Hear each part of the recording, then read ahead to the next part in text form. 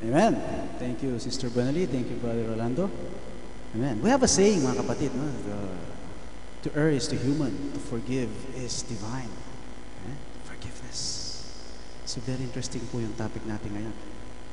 Ito po yung one of the test ng isang true Christian. Kaya po very interesting ang topic natin ngayon. So without much further ado, be ready, be prepared.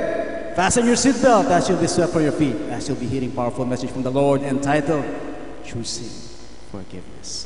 I now give the floor to our head pastor, Pastor Estelito Aguilar.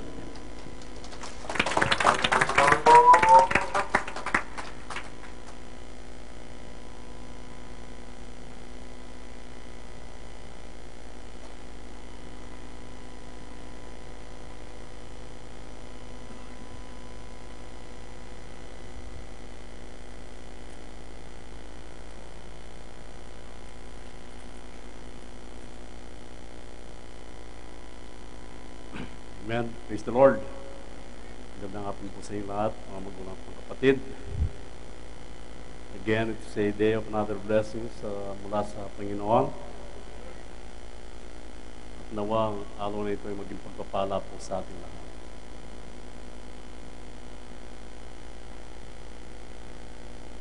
Tayo po tumayo. And let's open our Bible in the book of Matthew, chapter 6.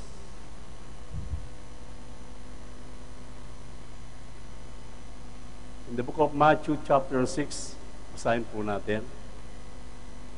Ang pakiusap ko lang po, mga magulang at mga kapatid, habang binabasa po natin ito, itong mga babasahin ko na mga verses, let's examine ourselves. Suriin po natin ang ating sarili. Kung ito po ay likas sa atin o hindi. Or else, ang message na ito ay para sa iyo, brothers and sisters. In the book of Matthew, chapter 6, mula po sa verse 12, at ipatawad mo sa amin ang aming mga utang, gaya naman namin na nagpapatawad sa mga may utang sa amin. Verse 14, sapagkat kung ipatawad ninyo sa mga tao ang kanilang mga kasalanan, ay patatawarin naman kayo ng inyong Ama sa kalangitan. Verse 15, datapwat, kung hindi ninyo ipatatawad sa mga tao ang kanilang mga kasalanan, ay hindi rin naman kayo patatawarin ng inyong Ama ng inyong mga kasalanan.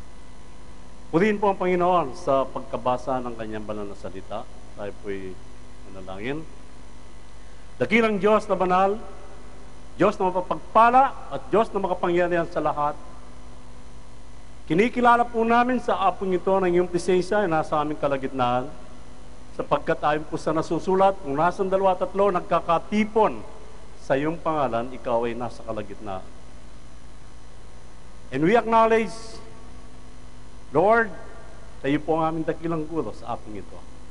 Gamitin mo po ang iyong lingkod upang maging daluyan ang iyong pagpapala sa apong ito. At ang lahat ng ito, aking pong buong pusong pinapasalamatan sa natatayang pangalan mo lamang.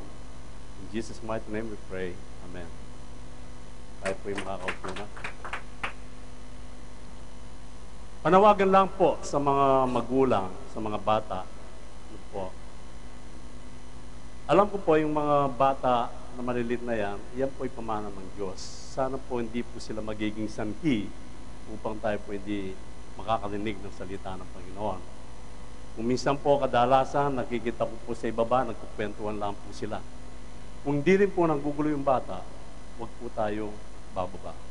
Amen po. Sapagkat ang bawat mensahe, mga magulang at mga kapatid, ay para po sa atin. Dapat po ma-motivate po natin maayos sa mga batang yan. Yamang tayo po yung narito, makinig po tayo ng salita ng Panginoon. Amen. Mga magulang at mga kapatid, ang binasa ko po kanina, ito po ay 3 mga basic principles about forgiveness. Forgiveness. Amen. Kung minsan, ang pagpapatawad, mga magulang at mga kapatid, although tayo po ay mga kinikilala natin na tayo mga Kristiyano, but majority po sa mga Kristiyano, wala po silang pusong mapagpatawad. Ito po ang isang bagay na hindi po tayo nagiging aware.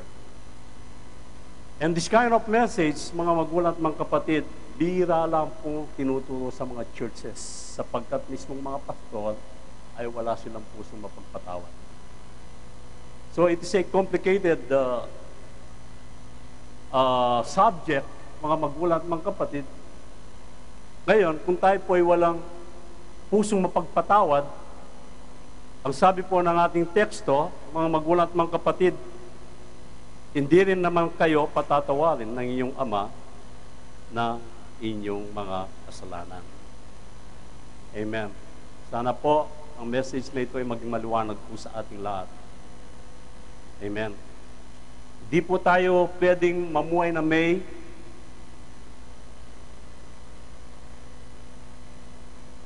o pagbabalat kayo. Kapag tayo po ay isang tunay na binago ng Panginoon, dapat ang makita po sa atin yung image mismo ng Panginoon sa buhay po natin. Amen. Mga magulang at mga kapatid, alam ko po bawat Kristiyano,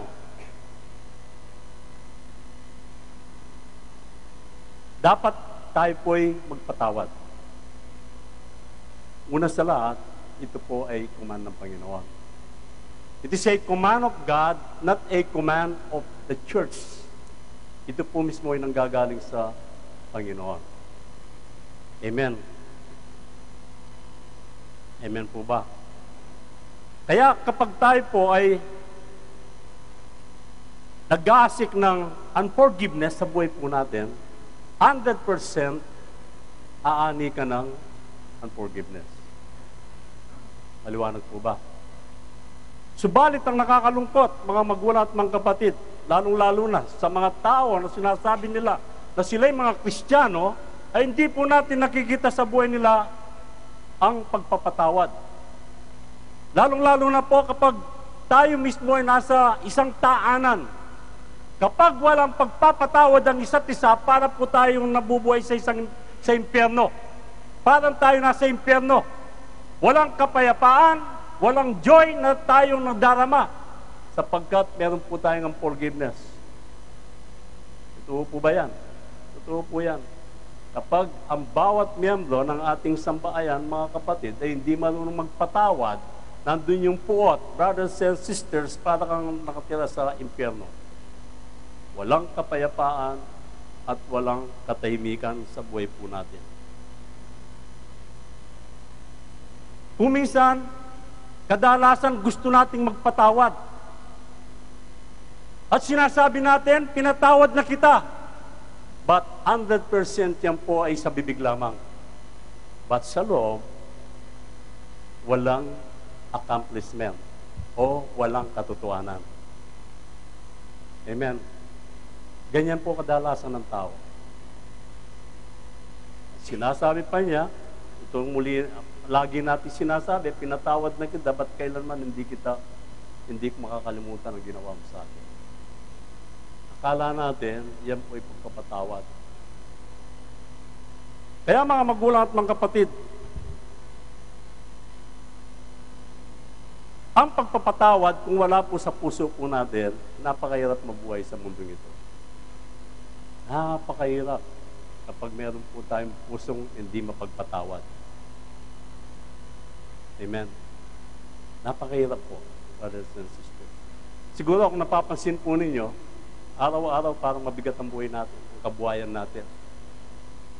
Nandun lagi tayo sa pangangailangan, nandun lagi tayo sa problema, nababalik tayo ng problema, brothers and sisters. Tandaan po ninyo, something to do with forgiveness. Pagkat yan mismo ang sinabi ng Diyos, magpatawad ka. Sapagkat ang Diyos siya ang naglagay ng pagpapatawad sa ating puso. Kung ikaw lang, talaga hindi mo kayang magpatawad, brothers and sisters, but ang Panginoon, ever since nilagay na sa puso natin ang pagpapatawad doon sa ginawa niya, doon sa bundok ng Kalbaryo, brothers and sisters, lahat ng mga kasalanan natin ay inako ng Diyos. Tayo po'y pinatawad ng Diyos. Pinatawad na ng Panginoon. But still, brothers and sisters, ang tao ay laging nagkakaroon ng pusong bakal. Pusong hindi marunong magpatawad. Kaya tayo po, kapag tayo po'y na-born again na, tandaan mo, brothers and sisters, once you become a born-again Christian, or once you became a born-again Christian, 100% kung ikaw ay totoong nag-repent, at nagpabautismo sa pangalan ng ating Panginoong Jesucristo sa ikapagpapatawad ng iyong kasalanan at tinanggap mo ang regalo ng kanyang Santong Espiritu, 100%, brothers and sisters, ikaw ay nasa state na ng pagpapatawad. You were forgiven. But kapag hindi tunay yung pagre-repent mo, nanggaling lang sa bibig, brothers and sisters, still hindi ka pa talagang nalinis. Nandun pa rin ang kasalanan mo. Amen. Kaya napaka-importante po, mga magulang at mga kapatid, kapag tayo po ay may pusong pagpatawad. But ang nakakalungkot sa mga panahon na ito, bihira lang po natin makita ito sa mga ibang Kristiyano at sa bawat tao. Ang sabi ng Panginoon in the book of Jeremiah, in Jeremiah chapter 31, verse 34, hindi na nila kailangan turuan ang isa't isa upang makilala si Yahweh o ang Diyos. Lahat sila, dakila't amak ay makakakilala sa akin sapagkat patatawarin ko sila sa kanilang maling gawain at hindi ko na gugunitain pa ang kanilang kasalanan. Yan ang Diyos, mga kapatid. Ang Diyos ay punong-puno po ng habag. Amen. Kapag pinatawad tayo ng Panginoon, mga magulang at mga kapatid, mararamdaman po natin ang mga kasalanan na yan ay wala na. Amen. Naalala ko po yung isang kwento o isang pangyayari po dyan po sa Africa. Nagkukwento po itong isang missionary about forgiveness. Meron pong isang Afrikano o katutubo ang nagtatrabaho sa kanya. And one day, nauli po niya ito na nagnanakaw ng kanyang mga damit. At nung kanyang nauli, itong katutubo na ito, na isang Afrikano, ang sabi nitong tao, patawarin mo ako at hindi ko na uulitin pa. O sige, sabi nitong babae, pagbibigyan kita, pero wag mo nang ulitin. So, nakalipas po ang mga ilang buwan, nahuli na naman itong kasama niyang Afrikano, itong kanyang houseboy, yan po. Galit na galit itong missionary. Sabi niya, nagnakaw ka na naman. Nagnakaw ka na naman. At tiningnan po siya ng Afrikano. Ang sabi niya sa babae, anong klaseng Kristiyano ka? Nagulat po itong babae. Anong klaseng Kristiyano ka? Sabi niya. Kung pinatawad mo ako sa unang pagkakataon, dapat nakalimutan mo na yon. Dapat nakalimutan mo na. Dapat hindi ko na dapat ginawa ito. Eh, ang problema sa iyo, hindi mo pa pala nakalimutan. Kaya ako nagagawa. Amen. Brothers and sisters, isa pong illustration na gustong ipakita ng Diyos sa atin, sa apong ito, kung paano po tayo magpatawad. Amen. Kung minsan, nag-praise the Lord ka dito, nangunguna ka sa ministry, but sometimes, kung saliksikin po natin ng ating mga puso, meron po tayong pusong hindi mapagpatawad. Ito ang napakabigat na bagay na dapat gawin ng isang tao. Totoo po yan. Kabigat po yan. Liban lang kung ikaw ay talagang binago ng Panginoon. Amen. Amen. Kaya ang sabi ng salita ng Panginoon sa aklat ng Hebrews, sapagkat ipatatawad ko sa kanila ang kanilang mga kasalanan at lilimutin ko na ang kanilang mga kasamaan.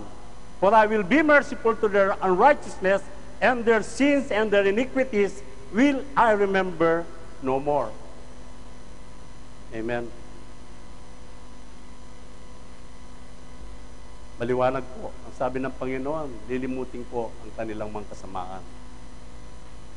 Kadalasan po, titingnan po natin sa loob ng tahanan, lalo-lalo po sa mag-asawa. Amen. Kung minsan, ilang taon na kayong nagsasama, but still hindi pa natin nakikilala ang isa't isa. Amen. Konting pagkakamali ng bawat isa, mga kapatid, anong ginagawa ng lalaki o maging ang babae man, inaalungkat yung mga nakaraan. Yung lumipas.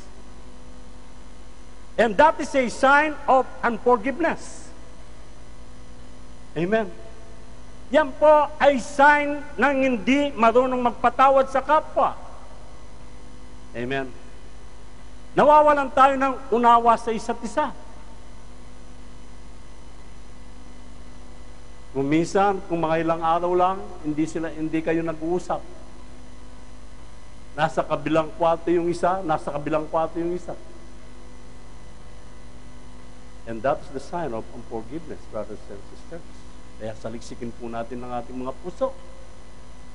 Kung minsan, akala natin tayo po'y nakatayo sa saligang bato, but hindi mo alam ikaw ay nasa buhangin. Amen. Kaya napakahirap po. Napakahirap, mga magulang, mga kapatid. Lalong-lalo na sa loob ng tahanan po natin. Hanggang ngayon, ano ba yung mga inanakit mo sa iyong mga magulang? Hanggang ngayon, bakit hindi mo pa sila pinatatawad? Kaya tingnan po natin ang ating sarili, mga magulang at mga kapatid. Bakit tayo dumadanas ng ganitong mga paghihirap? Bakit napakabigat ng buhay po natin? Amen. Ikaw nasa isang bansa, kung bakit ang daming mga bagay na mabibigit na bagay na dinaranas po natin. Kaya, kung saliksikin po natin ang ating sarili, mga magulang at mga kapatid, ang forgiveness is one of the reasons. Kaya tayo po nagkakaganito. Kailan mo ba pinatawad ang iyong asawa? Kailan mo ba pinatawad ang iyong mga anak? Kailan mo ba pinatawad ang iyong biyenan? Kailan? Brothers and sisters.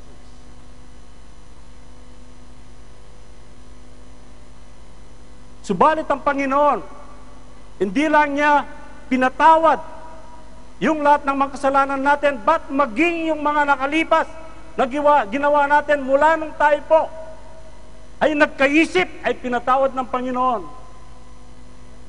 Nilimot ng Panginoon sa pamagitan ng kanyang mga salita at sa pamagitan ng kanyang mahalagang dugo na nabubo doon sa krus ng Kalbaryo. And every day, God continually cleanses us for all our unrighteousness. Nililinis tayo ng Panginoon. Amen. Nilimot na ng Diyos lahat ng mga kasalanan po natin, mga magulang at mga kapatid. Tandaan mo, noon, tayo po'y maraming basanla sa harapan ng Diyos. Tandaan mo, wala po tayong dapat maipagmalaki. Subalit sa bag ng Panginoon, papalad po tayo sapagkat pinatawad tayo ng Diyos. Amen. Kaya kung titingnan po natin sa loob ng ating taanan, mga kapatid, kung pag-aaralan po natin ang bawat kilos po natin, kung minsan alam natin, tayo matatag na Kristiyano, but behind that, ang dami palang mga bagay na dapat nating ituwid sa ating sarili. Lahat tayo, ganito. Sa ayaw at sa gusto mo, brothers and sisters, aminin lang po natin. Unless we will not confess our sins to God, you cannot pray properly. Hindi ka makapanalangin. Tandaan po ninyo, kung minsan nagtatanong tayo, bakit hindi tumutugon ang Panginoon sa aking mga panalangin? Bakit hanggang ngayon? Brothers and sisters, one of the reasons, meron kang unforgiving heart. Amen. Yan ang hindi po natin nakakaligtaan. I remember, meron din pong isang pangyayari, dito sa Europe, nung panahon po ng gera dyan, meron pong isang bata, pinatay nung kasalukuyang digmaan, nakita yung kanyang mga magulang pinatay. Pinatay sila. So itong bata, dahil ito lang ang kanilang anak, dahil panahon ng gera, itong batang ito, dahil sa nakita niyang pangyayari sa buhay niya, siya po yung naging lagalag. Is a 10 years old boy. Hindi alam kung saan siya kukuha ng pagkain. Naging lagalag siya, palaboy, marumi. Hindi niya alam ang kanyang mga kamag-anakan sapagkat panahon ng giyera, maruming-marumi siya. Pag nagugutom, pilit na naghanap ng mga basura para lang may makain siya. But one day,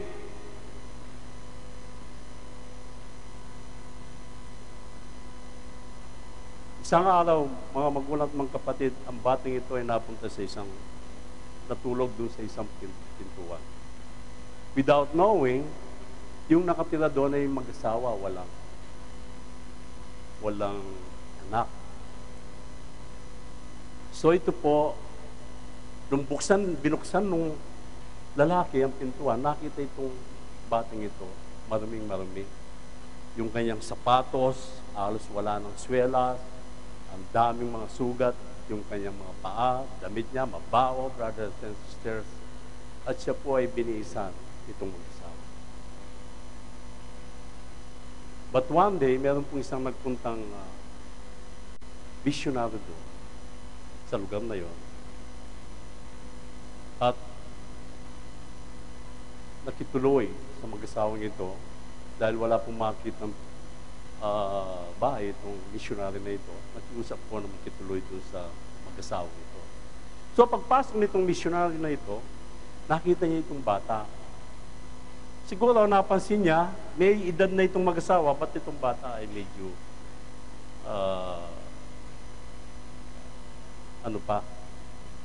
wala pa sa pagkabinatilyo.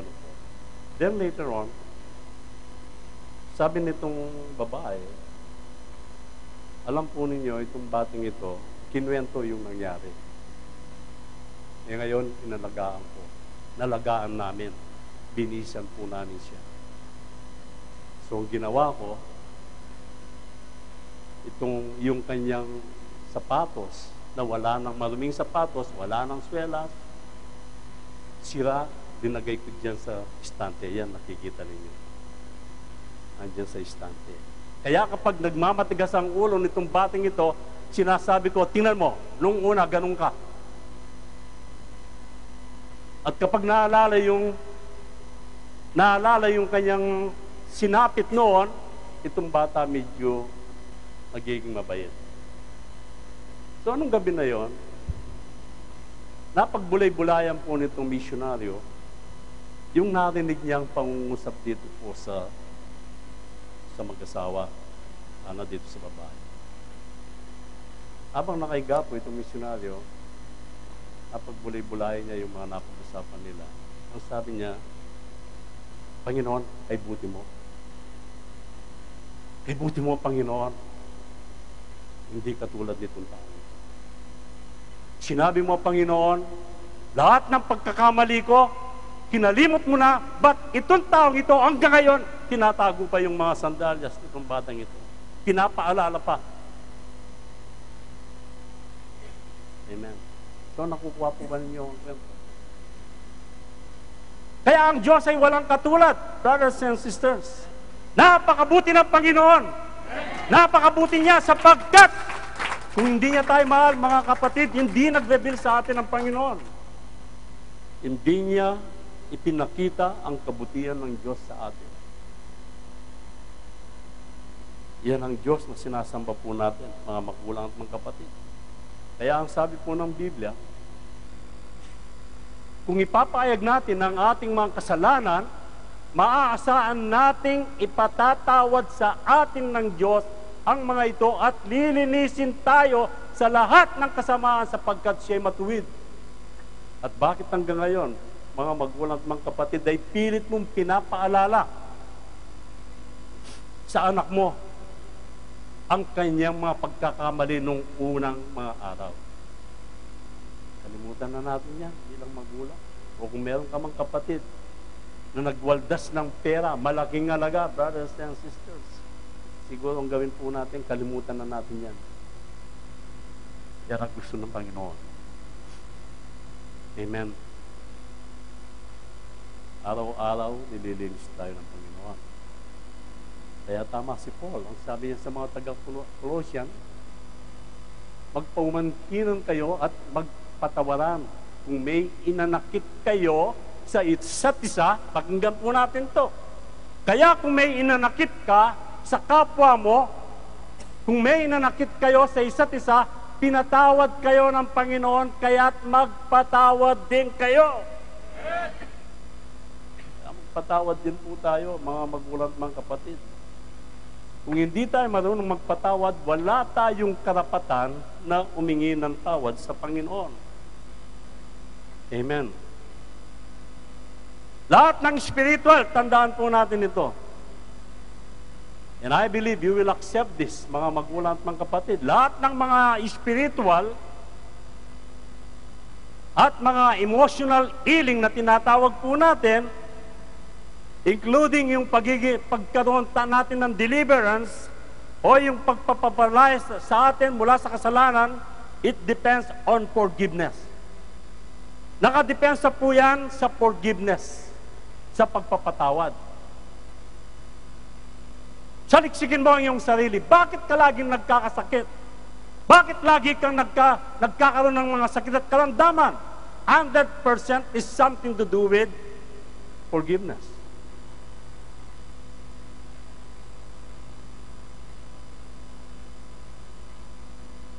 At bakit napakabagal mong lumago sa ganitong mga gawain?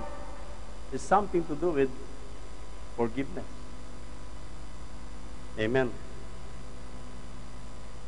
Kaya, kapag tayo po ay mayroong unforgiving heart, 100% brothers and sisters, binablock mo ang flow ng salita ng Panginoon sa puso mo.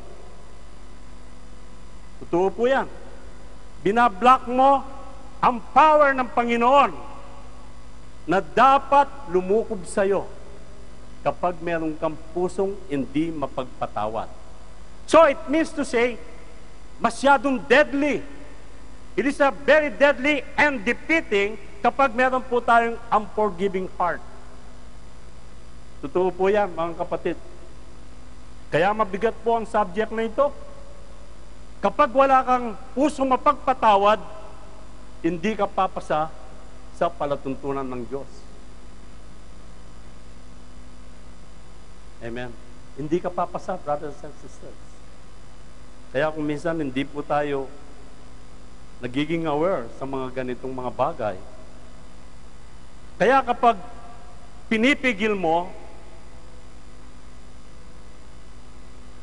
ang pagpapatawad, brothers and sisters, sa kapwa mo,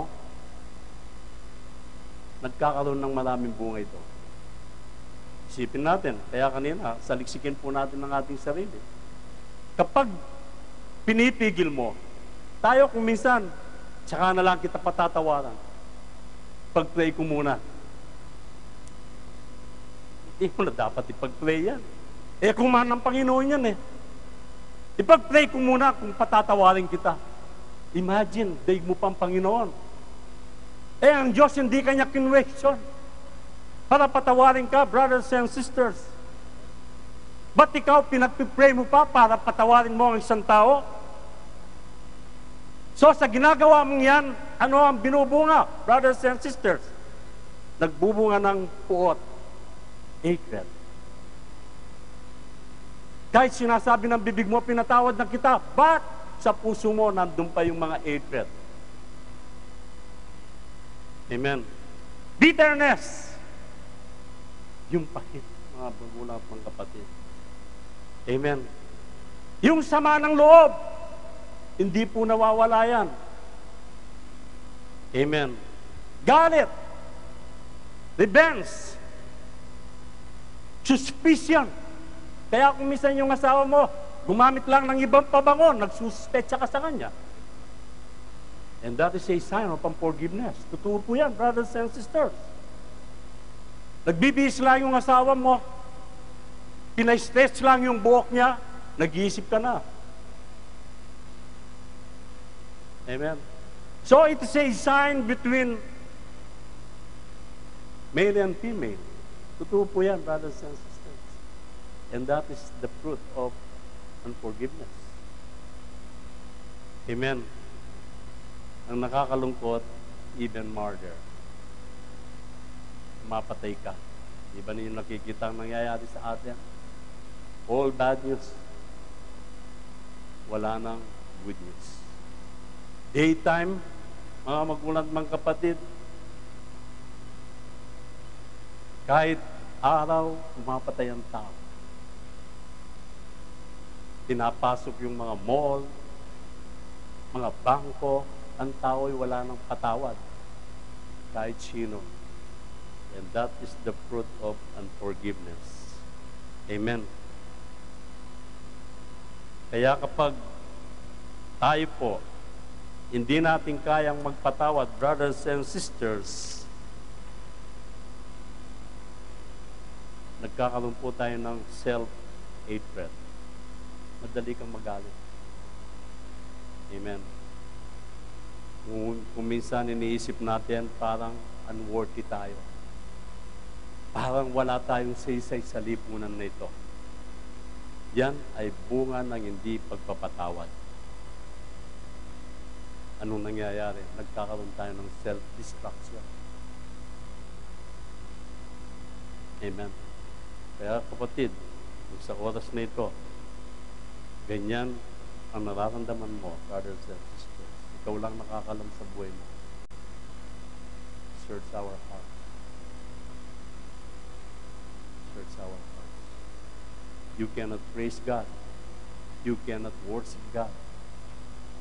You cannot pray to God kung ikaw mismo hindi ka marunong magpatawad. At tulad nga nung sinabi ng ating kapatid kanina, tayo mga Pilipino, tayo po masyadong emotional. Ito po yan. Kaya ang sabi ng Biblia, bantayan ninyo ang iyong emotion. And sometimes, even when you are worshiping God, it is only through emotion. Walang pag-ibig. Ito po yan. O, yung sinasabi lang nakikiray doon ka lang. Dahil nakikita mo na nagtataas ng kamay. Yung mga iba nagtataas ka lang. Nagtataas ka rin. But deep inside, mga magulang at mga kapatid, deep inside, meron kang mga inaalaga, mga lalang ng diablo sa puso. Alam mo ba, brothers and sisters, kapag meron kang pusong mapagmahal o mapagpatawad, meron kang peace sa buhay. May peace ka. And the flow of blessing of God ay continuous. Wala pong patidyan, brothers and sisters. walang patid na pagpapala ang binibigay ng Panginoon sa atin. Kaya kapag hindi po tayo marunong magpatawad, it causes some sicknesses in our body. Totoo yan. Pinagtatawanan lang natin. Pinagtatawanan lang natin yan. But totoo po yan, brothers and sisters. Kaya kung minsan may high blood ka because of unforgiveness. Totoo po yan, brothers and sisters. Hindi po sabi-sabi lang yan. Amen. Kaya kapag hindi ka mapagpatawad, meron kang digestive problem. Totoo po yan, brothers and sisters. Nakala natin dahil hindi natin gaano naririnig po yan, but there's something to do with our health. Imagine, kung masama ang loob mo kay Brother Maximo, hindi niya alam. Pero ikaw, hindi ka nakakatulog. Kasi masama ang loob mo sa kanya. Kasi nakakatulog ng maayos, maimbing. Ikaw hindi. Naguguluhan.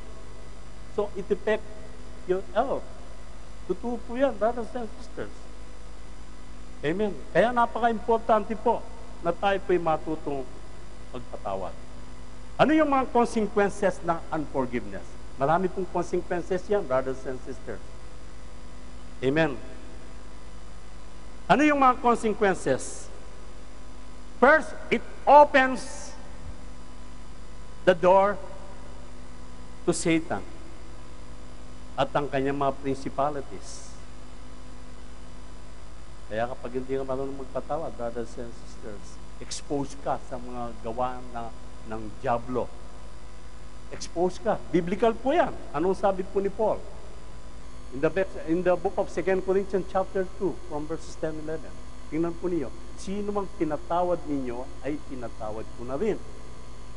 Sabi ni Paul, ang tinatawad ko, kung mayroon man, ay tinatawad ko alang-alang sa inyo sa harapan ni Kristo.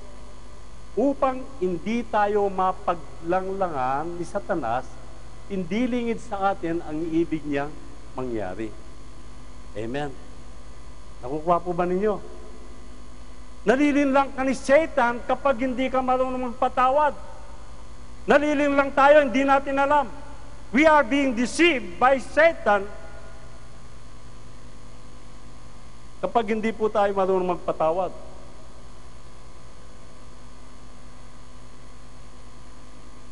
Kaya si Satan, lugod na lugod siya, mga magulang at mga kapatid, kapag nakapagtatanim siya ng mga bagay na hindi ayon sa kalooban ng Panginoon. Kaya kung minsan di ka magtataka, biglang darating ang problema. Ha? Kung minsan, lalong-lalo na kapag katapusan, sumahod si Mister. Masayang-masaya ka, but later on, biglang papasukin ka ni Satan. There are some reason. Kung minsan nakapagpadala lang yung asawa mo sa mga magulang niya na hindi mo alam, nagagalit ka na.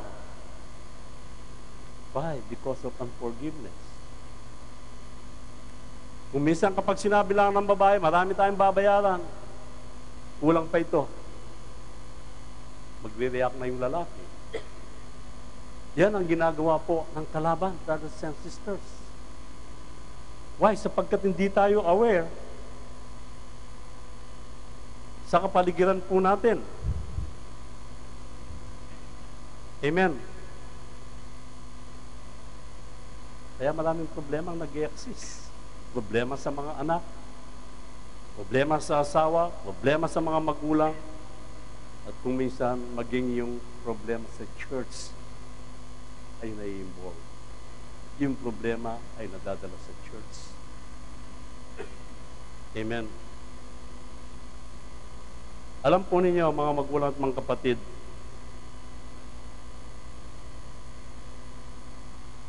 ang pagpapatawad, we cannot forgive beyond our human level. Totoo po yan. Amen. Liban na lang ang Diyos yang kikilos.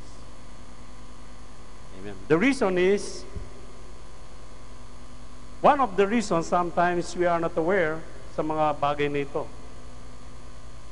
except for the miracle of God.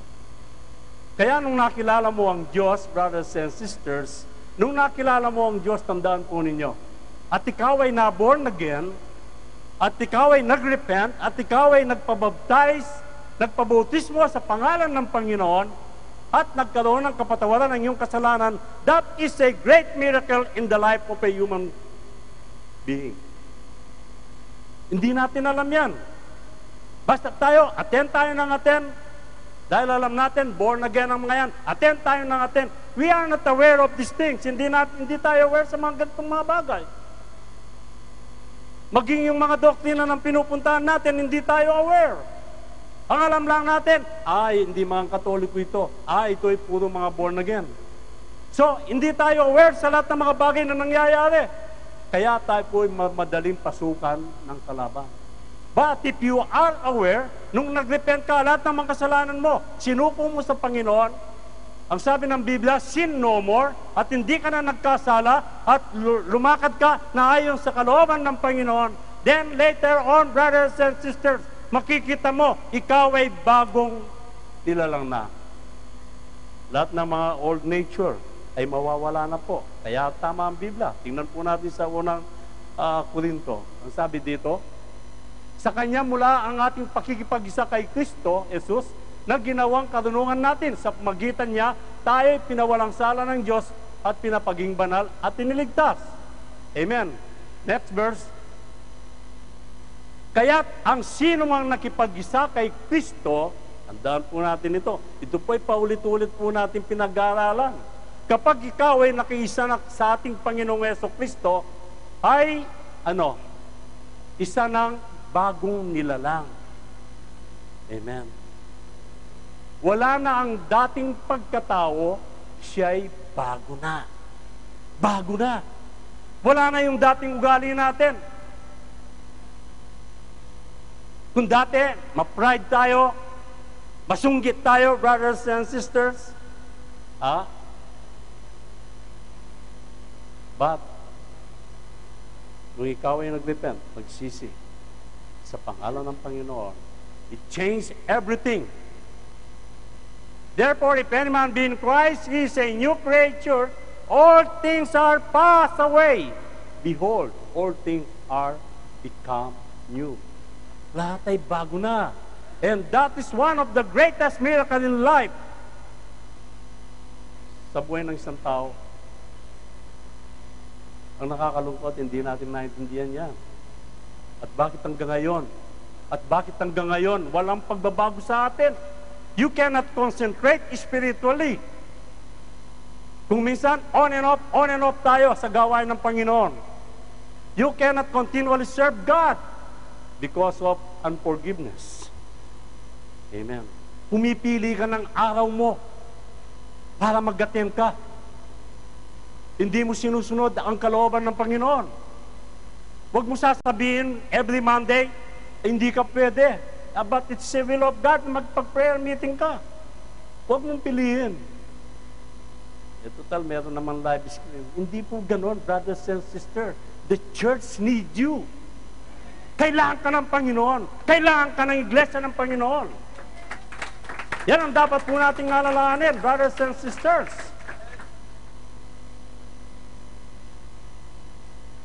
Ang nakakalungkot, halos tingnan mo yung mga kababayan po natin dito. Nagko-concentrate sila sa mga teleserye. Totoo po yan. Meron akong kilala pagpapasok sa opisina, isang plastic bag yung dala-dala niyang video. Ano yan? Sabi ko, ito yung mga teleserye. Ipapalit ko nga ngayon, kuha ko ng bago. Sister. Nakakalungkot, brothers and sisters. Nakakalungkot po. Kaya kung sinabi mo, mga pelikula para kay Kristo yan, maganda. At mga teleserye, brothers and sisters. Amen. Kaya pag meron po tayong pusong mapagpatawad, it will change our life. Amen. Ako gusto ko kapag pinatawad mo isang tao, makikita ko talagang babalik yung fellowship nyo. But sometimes hindi nangyayari. Itong masakit, brothers and sisters. Sinabi mo na pinatawad ko na siya, but later, pag makasalubong mo, doon siya, gaganong ka pa eh. Totoo po yan, brothers and sisters. Totoo po yan. And that is not a sign of forgiveness. Still, nandun ka pa sa estado ng unforgiveness. Amen. Palagay mo ba hindi naapektuhan yung buhay Kristiyano mo, mga kapatid? Amen. If Christ is in you, you have the ability to forgive. Kasi sinabi ng Panginoon yan. And it is an act of faith in Christ. Amen. Kaya kapag meron kang pusong unforgiveness, 100% wala kang faith sa Panginoon. Huwag nating i-deny yan. Totoo po yan. Huwag mo sabihin sa akin, no, Pastor, may faith ako kay Kristo, but if you have unforgiving heart, I don't believe na meron kang faith sa Panginoon. Sapagkat kung may faith ka, brothers and sisters, you will learn how to submit yourself to God. Matutuhan mo na mag-submit sa ilalim ng kapangyarihan ng Diyos. Amen. Kaya dapat allow natin na ang forgiveness, mga magulang at mga kapatid, iyan ay patuloy na dumaloy sa ating puso. Ipakita natin kung paano tayo minahal ng Diyos, ganon din ang ipakita natin kung paano natin mahalin ang kapwa po natin. So forgiveness is a choice. It's a choice. Amen. We can choose to forgive as God asks. Diyos nga ay mapagpatawad eh. Hindi ka na tinatanong ng Panginoon, bakit mo ginawa ito, anak? Hindi. Ang hinihintay lang ng Panginoon sa atin, i-confess mo ang iyong mga kasalanan. Ang Diyos ay nakikinig lamang. I-confess mo, then later on, God will forgive you. Hindi na dapat pumunta ka sa langit para tingnan mo kung pinatawad ka. Dito pa, makikita mo na, tingnan mo ang iyong puso. Ang puso mo ang titingnan mo, brothers and sisters. Hindi na dapat tumakyat tayo sa langit para lang ma-assure natin kung tayo po'y pinatawad ng Diyos. Ang tingnan mo ang puso mo dito sa ilalim. Amen. Kaya kapag pinatawad po natin yung mga tao na alam natin na sinaktan tayo noon, and that is a sign. Yan po ay simbolo ng tunay na mananampalataya kay Kristo Jesus. Palakpakan po natin ng Panginoon. Kaya ang sabi po ng Panginoon, malalaman ninyo sa pamagitan ng kanilang mga bunga. Amen. So, it means to say, forgiveness is a supernatural from God. Amen. Ikaw, wala kang kayang baguhin mo ang buhay mo, brothers and sisters.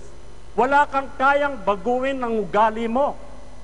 It is all supernatural. Yan lahat ay nanggagaling sa Diyos. Bakit? Why? Sapagkat alam ng Diyos na pinatawad ka na niya at alam ng Diyos ang nilalaman ng iyong puso. Kaya binabago tayo ng Panginoon. Every day, we are coming to perfection. Every day, tayo po'y pine-perfect ng Panginoon.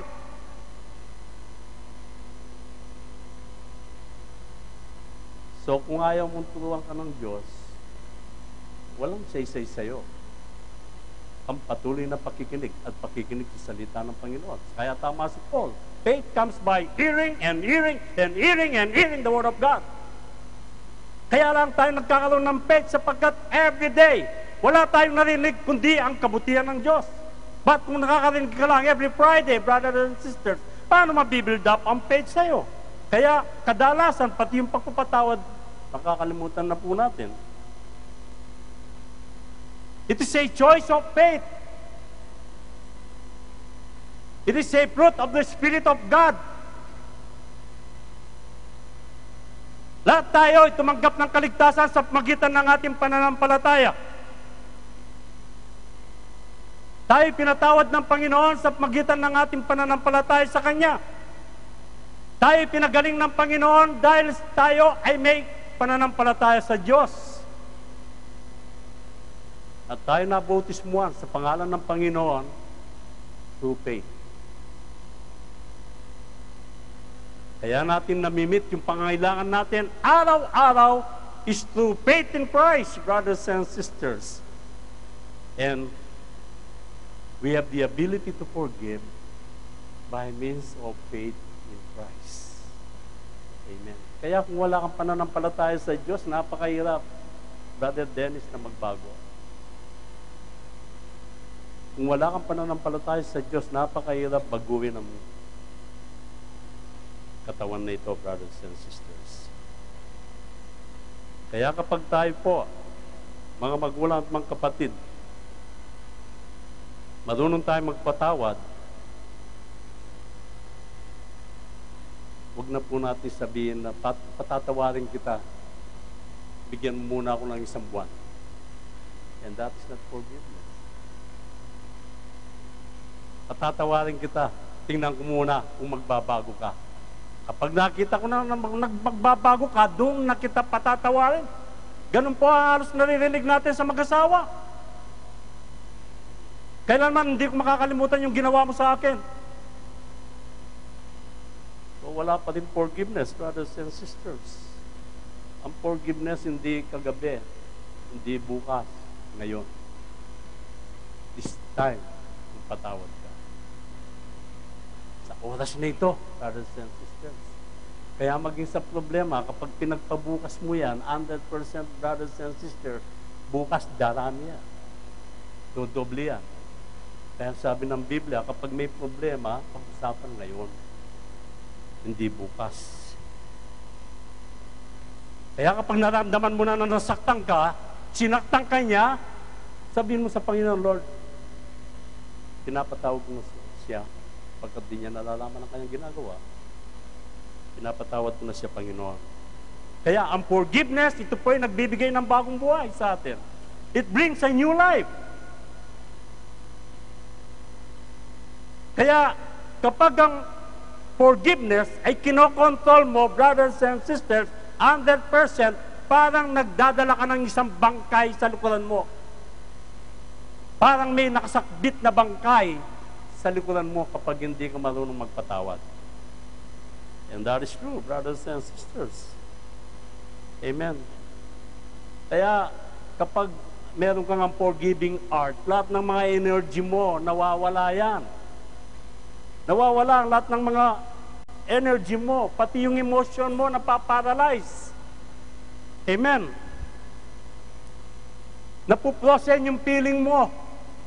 Prosen na prosen. Amen. But, if you have forgiving heart, brothers and sisters, kahit yung matigas na baka ay natutunaw ng pagpapatawad. Amen. Kaya, brothers and sisters, ang sabi ng Panginoon, in next verse, walang bumabagabag sa aking buti, ngunit hindi nangangahulugan ako'y walang kasalanan. Ang Panginoon ang umaatol sa akin. Amen. So imagine, ang Panginoon, lagi niya tayong nililinis. Pinupurify tayo ng Panginoon. Day and night. By the power of the Word of God, pinupurify po tayo, mga magulang at mga kapatid. Yan ang ginagawa ng Diyos sa atin. Amen.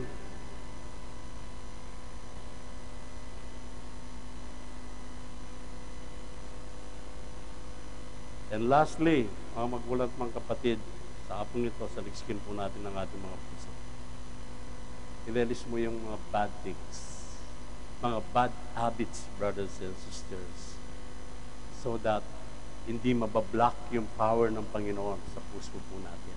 I-release mo.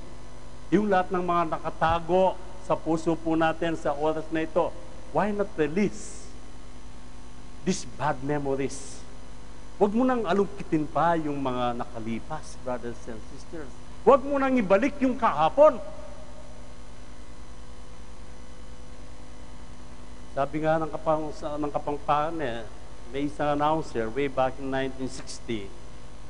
Well, nung sa Pampanga, sabi niya sa Kapampangan, ing napon may labas niya.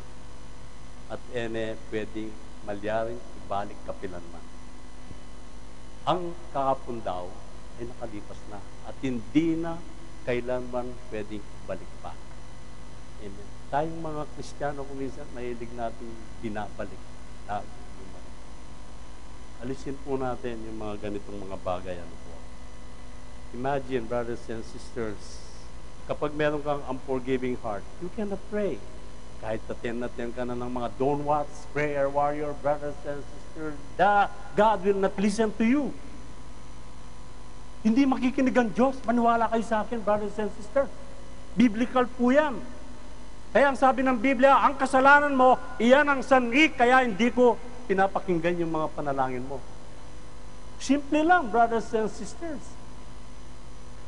Kaya kapag nakikipag-warrior tayo, mga magulang at mga kapatid, dapat, pag lumapit tayo sa Panginoon, malinis ang puso po natin. Malayang lumapit, pumasok ang Panginoon sa ating puso. At walang anumang sagabal. Amen. Patawarin mo yung mga kalaban mo. Amen. Patawarin mo, brothers and sisters. Magpatawad ka ngayon. Kung meron man po tayong forgiving heart, brothers and sisters, or else you cannot serve God. Kaya yung last verse, bago po tayo magwakas, kung may magsakdal laban sa iyo sa hukuman, makipag-ayos ka sa kanya abang may panahon, bago kanya iharap sa hukom. At kung hindi ibibigay ka, at kung hindi ibibigay kanya sa hukom, na magbibigay naman sa iyo sa tanod, at ikaw ay mabibilanggo. Amen. Nakukuha po ba ninyo ang ibig sabihin nito? Amen. Kung minsan yung mga emotional po natin, yan ang nagpapabilanggo sa atin. Amen. Kapag hindi po tayo nagpapatawad. Kaya kung minsan, hirap na hirap po tayo. Siguro nararanasan po ninyo ito. Tingnan mo kapag nag-praise ka, may awitan tayo dito. 100%. Kapag tinanim na ni Satan yung mga bagay, habang nag-praise ka, naalala mo yung mga utang mo sa Jehovah. Kapag nag-praise the Lord ka, lagi mong naalala yung babayaran mo. Pag nag-praise ka, brothers and sisters, wala kang sinasabi, kailan kaya kami susweldo? Nag-praise ka niyan, ha? But kapag malinis ang puso mo, brothers and sisters, that is the time to worship God. Hindi ka makapag-concentrate. Kasi naatake ka eh. Why? Sapagkat may stronghold si Satan dito. May stronghold. But kapag ang laman nito ay puro word of God, kailanman hindi makakapasok si Satan sa puso, sa isip at sa gawa. Hindi makakapasok, brothers and sisters. Doon mo lang makita, maramdaman ang tunay na pagpupuri sa Panginoon. Amen. Kaya kung minsan di mo pa naisip, nagpunta ka sa isang gawain, brothers and sisters, lagi mong sinasabi, hindi ko nararamdaman ang presence ng Panginoon doon. Hindi ko nararamdaman. Ang problema hindi doon, ang problema ikaw. Why? Sapagkat meron kang forgiving heart. Amen. Ang Diyos kahit saan, nandyan yan. Ang Diyos kahit saan, nandyan ang Panginoon. Amen. Amen. Yeah, brothers and sisters, from now on, let's change. Magbago tayo. From now on, brothers and sisters, this is the day of forgiveness. This is the moment that God gave to us. Ano man yung mga naging problema mo noon, ano man yung mga problema ninyong mag-asawa, araw-araw, lagi na lang ganito. Brothers and sisters, sabihin mo sa Panginoon, Lord, pinapatawad ko ang aking asawa. Panginoon, pinapatawad ko ang aking anak. Pinapatawad ko ang aking mga magulang. Pinapatawad ko ang lahat ng mga tao naninira sa akin. Kaya kung di ko sila patatawarin, Panginoon, wala akong karapatan na humingi ng kapatawaran sa iyo. Forgive and be blessed. Ay po tumayo.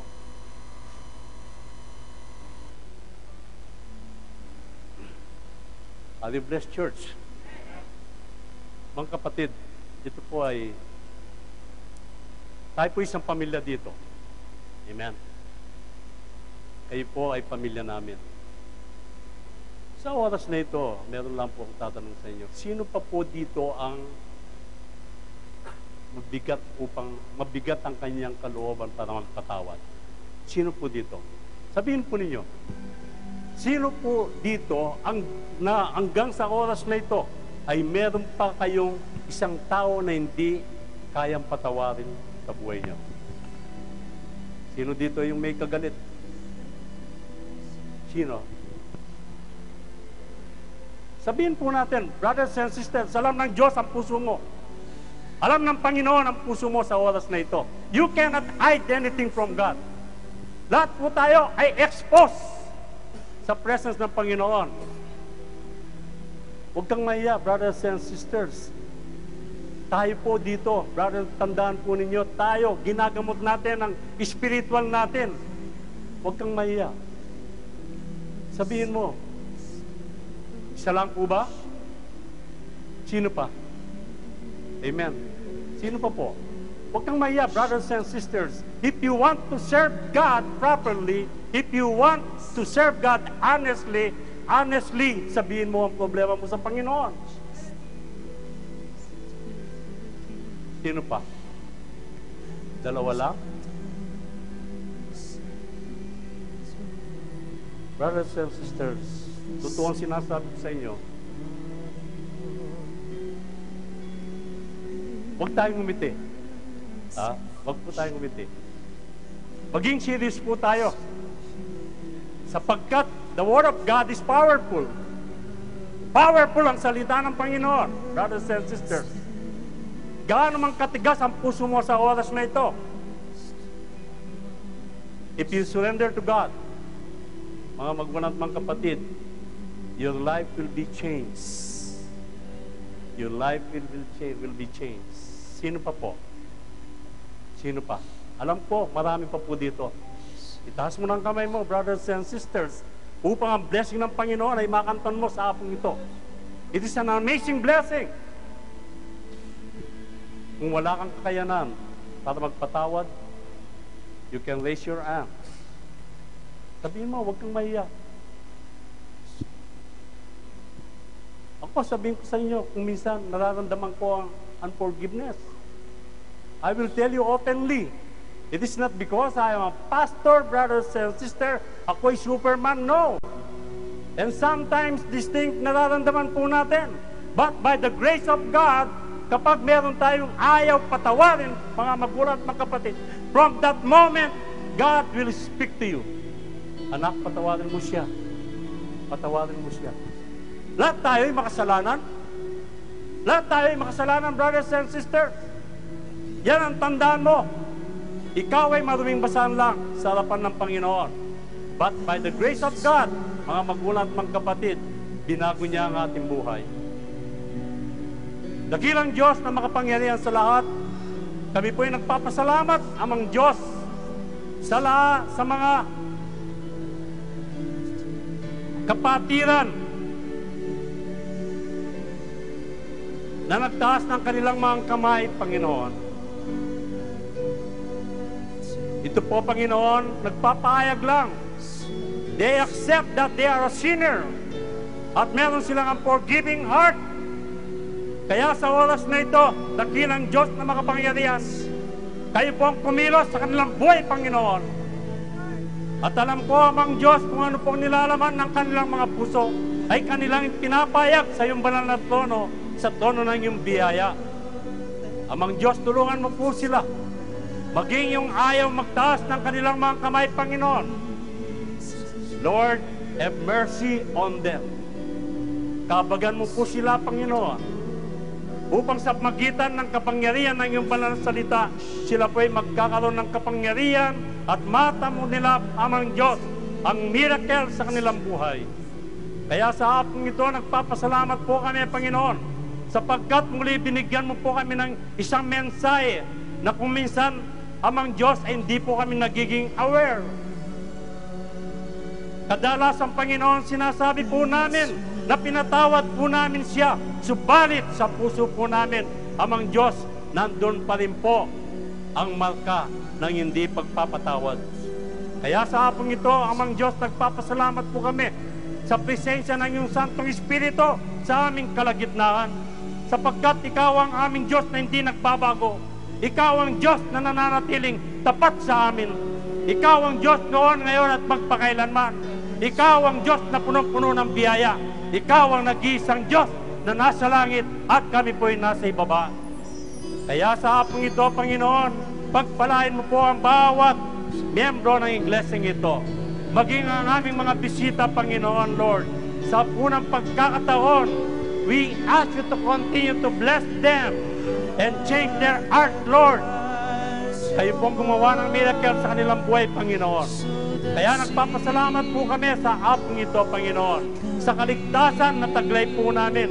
Salamat po, Panginoon, sapagkat this is the day that you have made, Lord.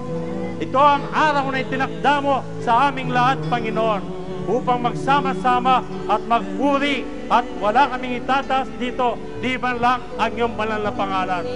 Salamat po, Panginoon, sa bawat isa. Nawa, Panginoon, ang message na ito ay maging paalaala po sa aming lahat. Isang paalala sa amin, Panginoon, upang sa susunod na mga sandali kami po ay magkaroon ng pusong mapagpatawad. Amang Diyos, nilalapit ko rin po, Panginoon, sa hapong ito ang lahat ng magsiselebrate ng kanilang mga karawang, Panginoon. Itong batang si Micaela, amang Diyos, patuloy ko pong nilalapit sa iyo. Sa oras na ito, amang Diyos, ingatan mo po ang mga sanggol na ito, ang mga batang ito, Panginoon. Maging ang mga sanggol sa iglesyang ito, ingatan mo po sila at palakasin mo po ang kanilang pangangatawan. Ilayo mo po sila sa anumang mga sakit at karamdaman, bagamat ito po ay panahon ng taglamig. Lord, bigyan mo po sila ng divine protection, lahat ng mga sanggol at bata sa iglesyang ito. Pagpalain mo po silang lahat, aking mga kapatid, lahat ng mga church leaders ng iglesyang ito, we ask you to continue to bless them mightily in the name of Jesus Christ of Nazareth. Salamat po sa hapon ito, Panginoon. Salamat po sa iyong dakilang pag-ibig na pinagkaloob sa amin at dakilang kaligtasan na taglay po namin. Sapagkat ang lahat ng ito, pinapasalamatan ko po sa natatayang pangalan mo lamang. In Jesus' mighty name we pray. Amen. Amen. Amen. Praise the Lord. At kung tayo po ay may